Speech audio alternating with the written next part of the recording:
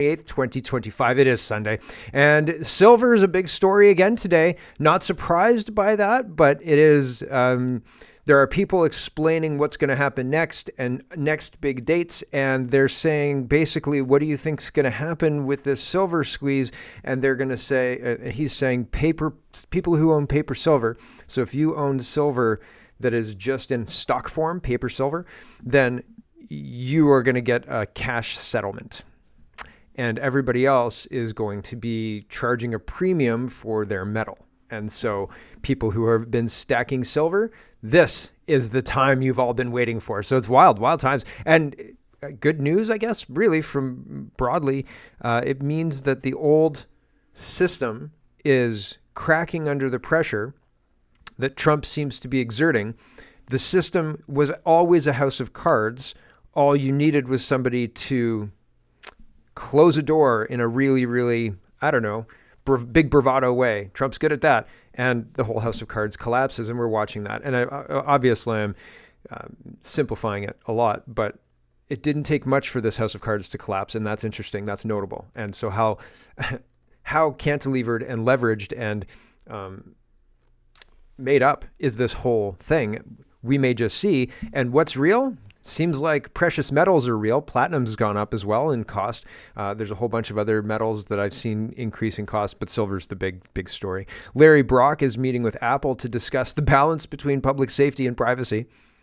Sure, sounds great. Yay. Conservatives and liberals and conservatives, uniparty, right? More people are the victims of our healthcare system. I got emails yesterday, and I'm not going to share that story because I asked and I haven't heard back, but I came across another story on X today talking about somebody else whose family member died in the healthcare system. And it's much more, it happens a lot more than you think. And the number of people who are impacted at any one time is a limiting factor. And so these stories are easy to sweep under the rug, right? Because you become tired, you have life to live, you have this grief to go through. It's very difficult to tell everybody that, hey, healthcare is collapsing around you when you're in the middle of all of that, right? So, and so the system gets worse and worse, and nobody is able to really communicate. And if they are able to communicate, they're silenced. And Ukraine, well, what's Christmas without another couple of $1 billion to Ukraine, right? Says Mark Carney. So he's gone off to Nova Scotia, Noel, and given $2.5 billion to Ukraine. Why? I don't know. I thought they were close to peace. Why do they need $2.5 billion more dollars? Seems hinky to me. Lots to get to. Let's get to it first. We got to start at Ukraine.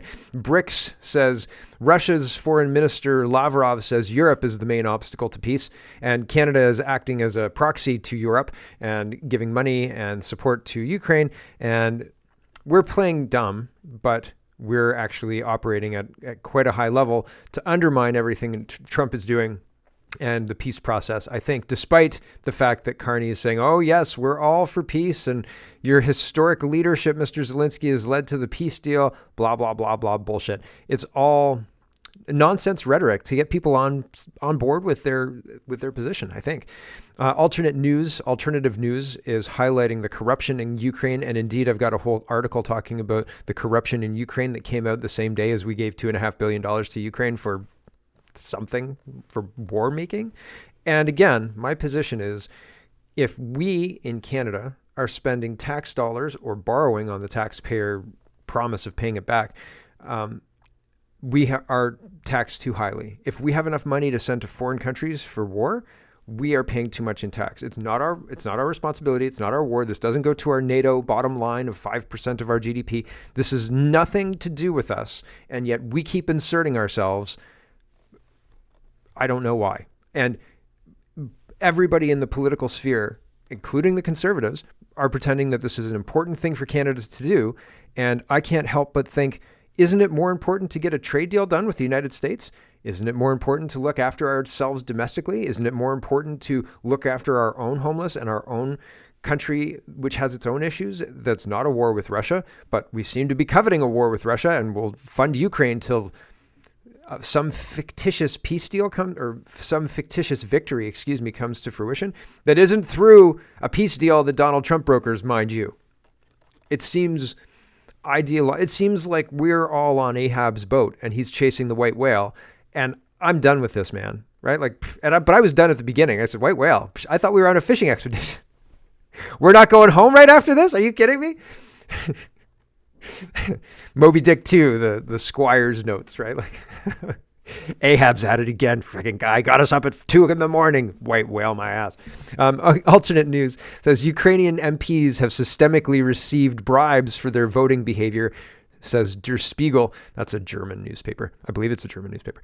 The Anti-Corruption Bureau of Ukraine is investigating several members of parliament on suspicion of bribery.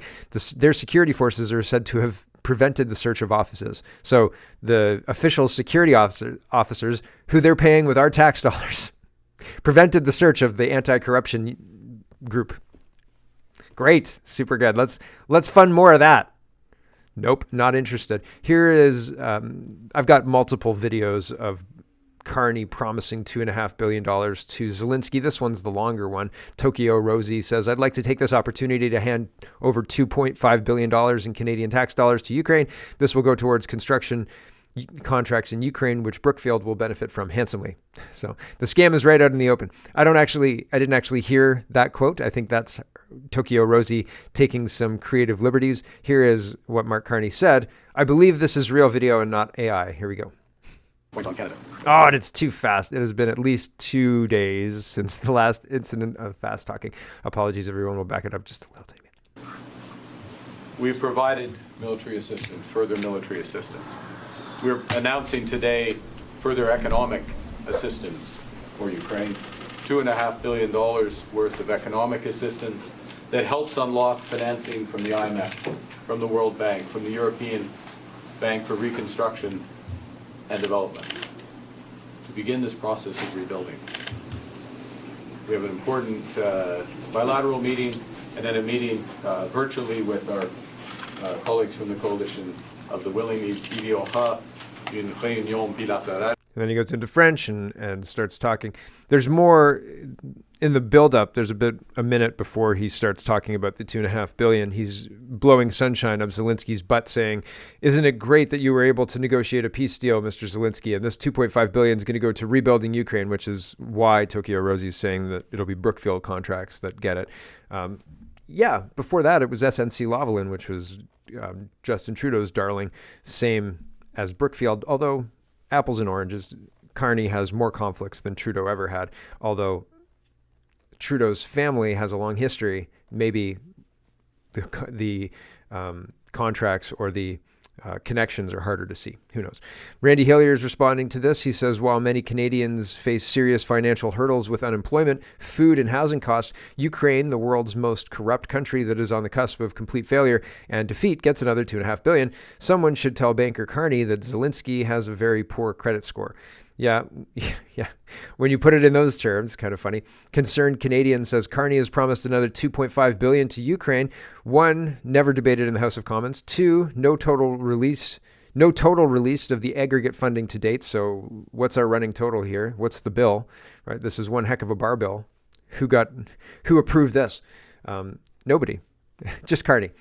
This was a unilateral decision. The money was not included in the budget. Canada has major issues that Carney is blatantly ignoring. Yep. Truth. Absolute truth. Moose on the Loose says, do you support Carney pledging another $2.5 billion in aid to Ukraine? And Melissa says, definite no. And Wealth Moose continues. He says, by the government's own disclosures, Canada's Ukraine commitment is now north of $36 billion. At the same time, we have $80 billion deficits, borrowed money, ERs overwhelmed, people dying in the ERs. We'll get to that in a minute. Housing broken. So let's be clear. Canada, we're borrowing money to fund Ukraine while Canada and Canadians can't find doctors or afford rent. What kind of obsession is this? I do wonder. And he's tagging Pierre Poilievre, but Pierre Poilievre hid Andrew Scheer behind the curtains in order to pass the Liberal budget. So I don't know that he's going to come in and say, oh, wow, this is a bridge too far. He's Slava Ukraini too. Everybody is. That's what's weird about all this. How can every party agree that, yes, Canadians need to spend all of our tax dollars on a foreign country's war? Why is that the most important thing? I don't understand or agree. And yet everybody seems to close their eyes that the Conservative Party, the Liberal Party, and everybody else, all on board, all want the same thing, which is not at all what people that I talk to want. Everybody that I talk to says, this is pretty crazy to throw our money into this dumpster fire like this.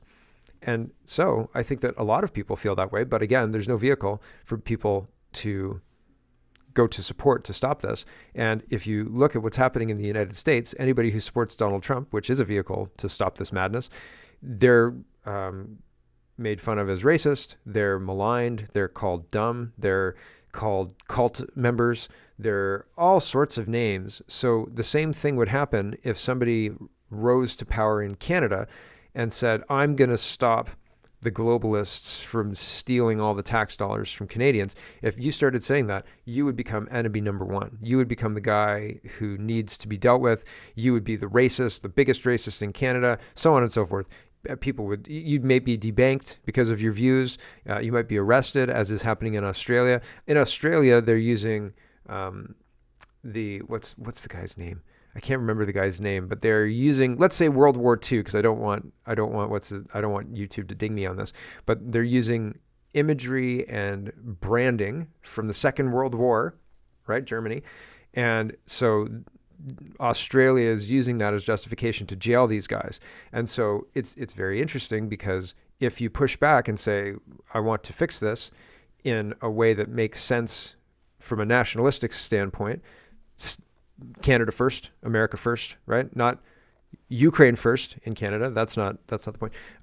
They say that's very Germany 1942, and we need to crush that ideology, and then they put you in jail. And so it's interesting, because you're not allowed to talk about the problem. And if you do talk about the problem in a way that's convincing, they say, oh, that's very German of you, right? And so Jason Kenney loves this. He is responding to Mark Carney. Mark Carney says, Ukraine's cause, freedom, democracy, sovereignty. Democracy?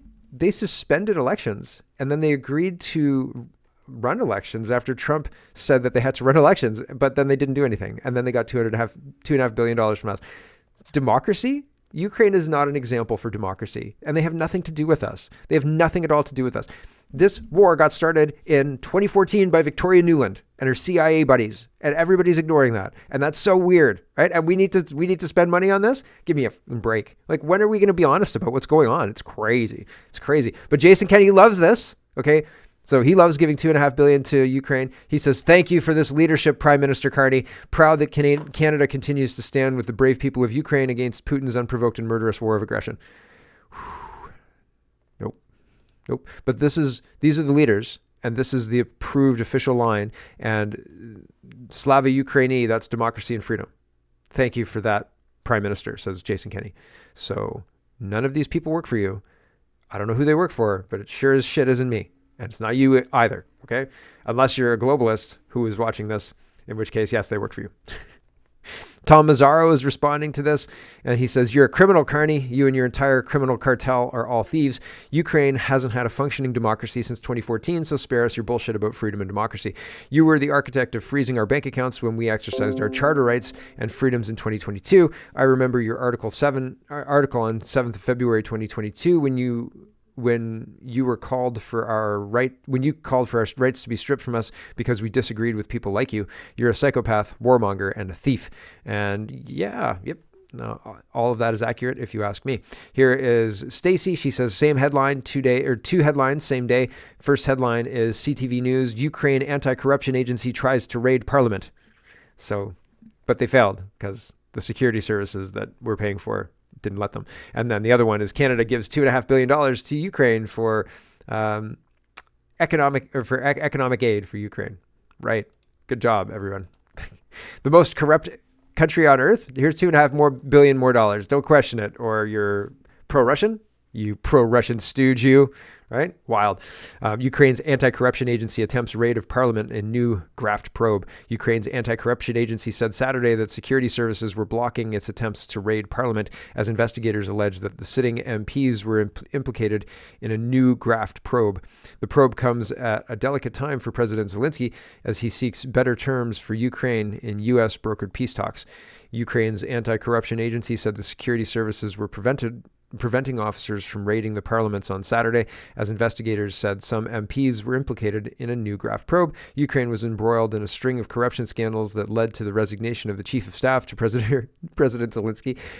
The chief of staff was involved? No, you're kidding me. Do you have any evidence anybody else was involved? No. Great. I mean, yes, good. I knew everybody else but him was clean for sure, says Zelensky. So yeah, the chief of staff of Zelensky is definitely the bad guy here. Nothing to see here, everybody. Carry on. Next question. Definitely the chief of staff and not Zelensky. Nobody connected to Zelensky as well. Definitely everybody else is squeaky clean, for sure. Just that one guy. They also revealed a $100 million kickback scheme in the battered energy sector masterminded by an alleged personal friend of the president. That guy too, done. He's no longer a personal friend. We've cut him out of pictures like Stalin did, right? Cut that guy out. He's gone. Erase him. Gone. Done. Nabu and Sapu following an undercover operation. I don't know what Nabu and Sapo are, so hold on a second. Following an undercover operation exposed an organized criminal group that included members of parliament, the National Anti-Corruption Bureau. Okay, so that's what NABU is, National Anti-Corruption Bureau is. Said employees of the state security department are resisting NABU officers during investigative actions in committees of the Verkhovna Radar of Ukraine, it added, referring to Ukraine's parliament. The anti-corruption agency did not reveal the details related to the investigation. So, seems weird that we're signing up to give those guys more money. Super duper weird.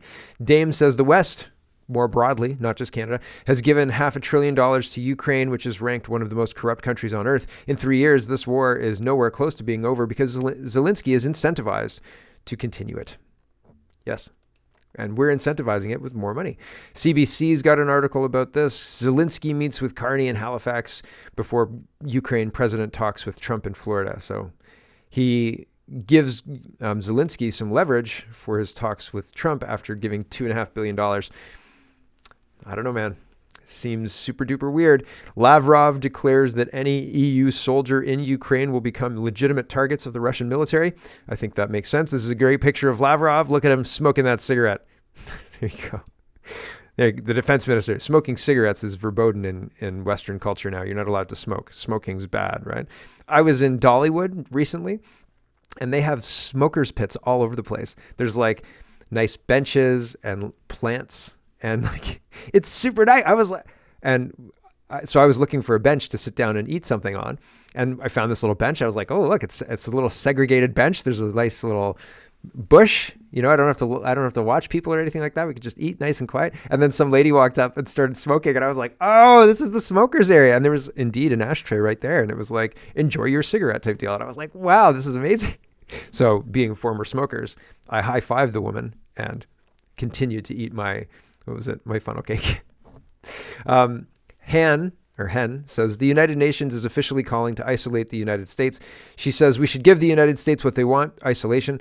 And I don't think that's an idle threat, except that the United States is transforming global trade in real time and resetting global finance through the metals market. Maybe. Might be watching that.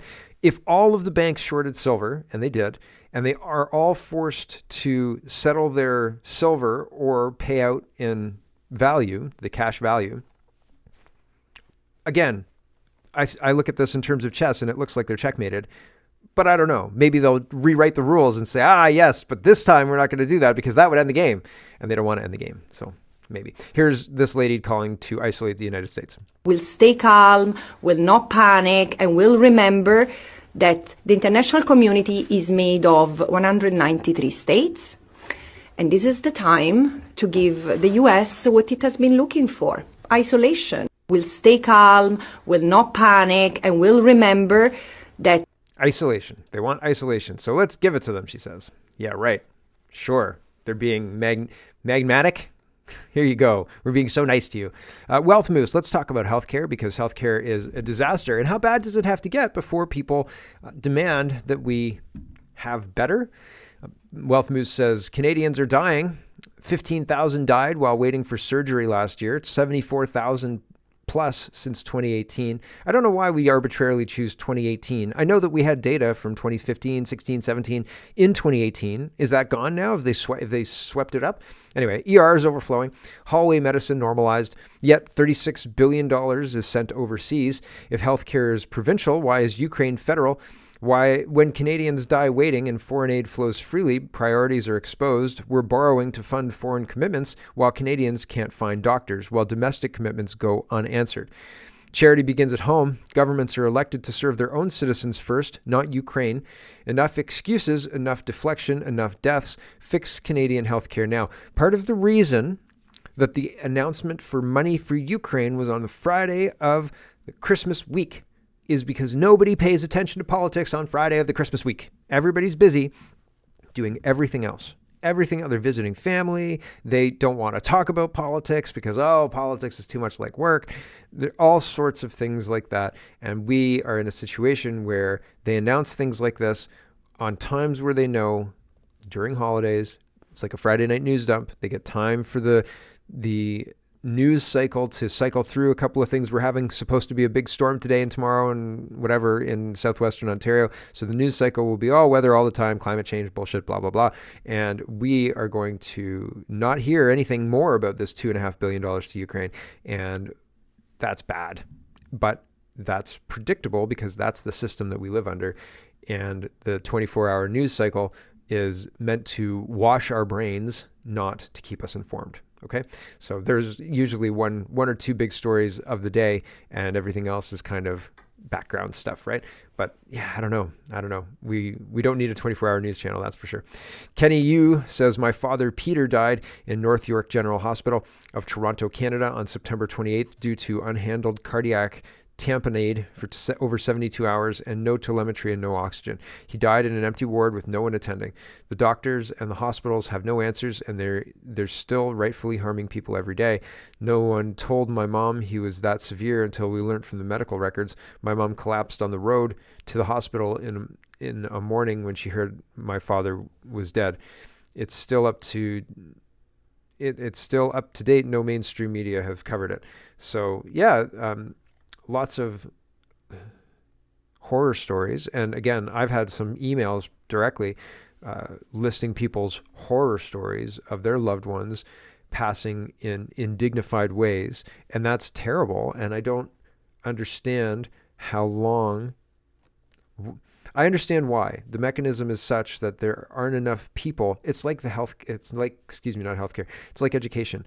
The number of parents is dwarfed by the number of non-parents and non-parents of people in school. So parents who have kids out of school don't care anymore. They're not as engaged with that. And so you never get it as a really, really big concern. There are other bigger concerns that cross parental lines, and school's not one of them. So it never reaches that terminal velocity. Same with this. Healthcare is bad, but it never reaches that terminal velocity because there's a limiter on the throughput, and the limiter is age. The limiter is how many people can be churned through the system. And now with MAID, I mean, there's excuses that people can use. Well, sure, they weren't sick, but they wanted to die because they were mentally ill. And I mean, not in this case, but again, there are horror stories of Canadian healthcare. And again, I think there are good people in Canadian healthcare who just want to do a good job, but our system makes it very difficult for those people to be able to do a good job, and those people know it. And so it's like school, right? These people know that what the school is pushing is cracked.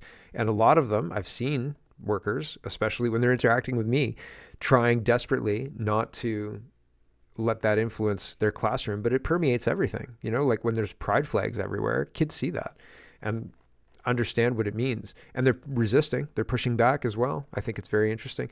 This guy's talking about money to Ukraine, and he's talking about the overall broken system. Oh man, I've got to say goodbye to this stream. If you want the whole show, head over to CanadaPoly.com.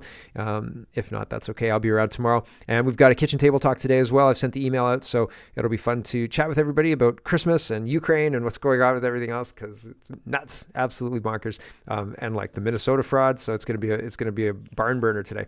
So anyway, if you want the whole show, head over to CanadaPoly.com. If not, that's okay. We'll be around tomorrow.